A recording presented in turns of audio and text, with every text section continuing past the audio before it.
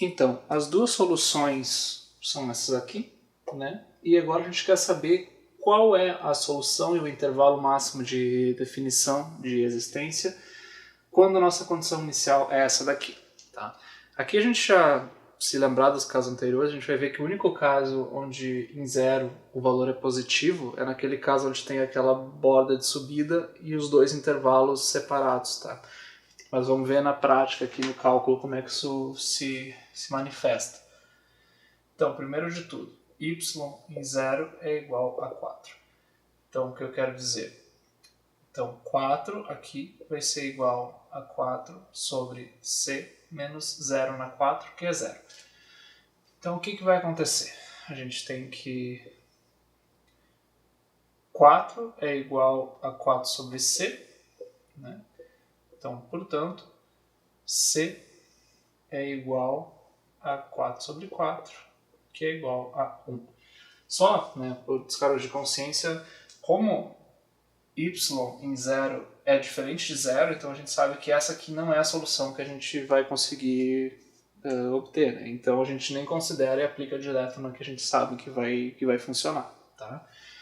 Então aqui C é positivo. De fato, C positivo é o caso que eu comentei inicialmente. Tá? Então, para C igual a 1, o que vai acontecer? A nossa função vai ser 4 sobre 1 menos x na 4.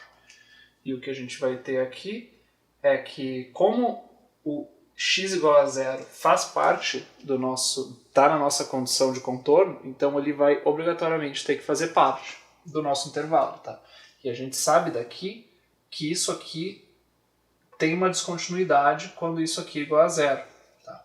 A gente sabe que quando x na 4 é igual a 1, isso aqui vai ser igual a zero.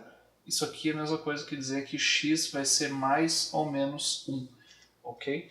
Então a gente sabe que os três intervalos possíveis são quais? Né? São menos infinito até menos 1, que é tudo menor do que menos 1, ou menos 1 até 1, ou de 1 até mais infinito, que é tudo a partir do 1. Como o zero tem que estar no nosso intervalo, então esse daqui é o único intervalo possível. Tá? Então a nossa solução é y igual a 4 sobre 1 menos x na 4, onde x está entre menos 1 e 1 aberto. Esse é o nosso primeiro caso. O segundo caso, item C, é a mesma coisa, só que com y em menos raiz de 3 é igual a menos 1 meio. Tá? Vamos calcular o C, antes de tudo. O que vai acontecer aqui? A gente tem que... Bom, menos 1 meio. Como isso aqui não é zero, então y igual a zero não vai funcionar. Então a gente pega nisso daqui. Então 1 meio vai ser igual a 4 sobre c menos raiz de 3, menos raiz de 3 na 4. Tá? Menos raiz de 3 na 2 é 3. Elevado ao quadrado de novo vai dar 9. Tá? Então a gente vai ter 9 aqui. Então o que vai acontecer? Vai ser c menos 9 é igual a menos 8 e, portanto, c é igual a 1. O que vai acontecer então? A nossa solução vai ter a seguinte forma. Vai ser 4 sobre 1 menos x na 4. Tá? E nesse caso daqui, a gente, de novo, cai no mesmo problema daqui. A gente tem três intervalos possíveis, que casualmente são os mesmos daqui. Tá?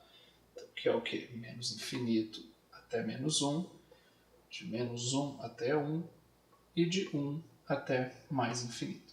Só que menos raiz de 3 é menor do que menos 1. Raiz de 3 é 1,70 alguma coisa, então menos isso é menor do que menos 1. Então a gente não está mais aqui, e sim aqui, nesse caso. Então, nesse item aqui, para essa condição de contorno, a gente tem a mesma forma funcional da solução, mas o intervalo é diferente. O intervalo é de menos infinito até menos 1, ok? Em D, então, a gente tem que y de 1 é igual a menos 1, ok? Então, como isso aqui não é zero, descarta o zero e vamos aplicar de uma vez naquela outra função. Então, menos 1 é igual a 4 sobre c menos 1 na 4, que é igual a 1, ok?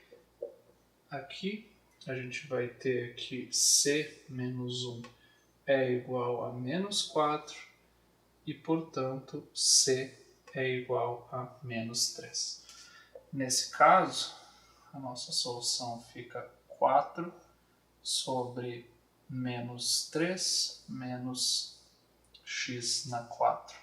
E a gente sabe nesse caso aqui que não existe forma desse denominador se anular. Então, esse é o caso daquela curva que não tinha descontinuidade nenhuma que a gente viu, o caso do c negativo, tá? Então, nesse caso aqui, a gente sabe que o c vale de menos infinito até infinito, porque não tem descontinuidade nenhuma aqui. E por fim, item E diz que o y em menos 2 tem que ser 0. Bom, nesse caso daqui, o que acontece, né? Essa função aqui, a gente viu que ela nunca tocava o zero. Ela sempre ficava ou só acima ou só abaixo. Então a única solução que nos resta é a solução identicamente zero. Então, como isso aqui é igual a zero, a nossa solução é y identicamente zero, valendo então de menos infinito até mais infinito, sem problemas. Com isso o exercício está finalizado. Então, o sexto e último exercício da lista é para a gente verificar se certas funções satisfazem o problema de valor inicial dado pela seguinte equação, y' igual a 2 raiz do valor absoluto de y, e quando a condição inicial y de 0 é igual a 0. Tá? A primeira função para verificar é a função identicamente nula. Tá? Então, o que a gente vai fazer? Né? Primeiro de tudo, a gente tem que verificar a condição inicial. Então, bom, se a função identicamente zero, ela vale zero em particular para o zero, então a condição inicial está satisfeita. E tem que verificar se a equação diferencial também é satisfeita, ok? Então, bom, quem é a derivada da função identicamente zero é a função identicamente zero. Então, a gente tem que isso aqui é zero. E quem é o lado direito, então? 2 raiz do valor absoluto de zero. O valor absoluto de zero é zero, a raiz de zero também é zero, então isso aqui é zero. Então, y' é igual a 2 raiz do valor absoluto de y, então a gente provou que y identicamente zero soluciona esse problema de valor inicial. Vamos ver o segundo caso agora.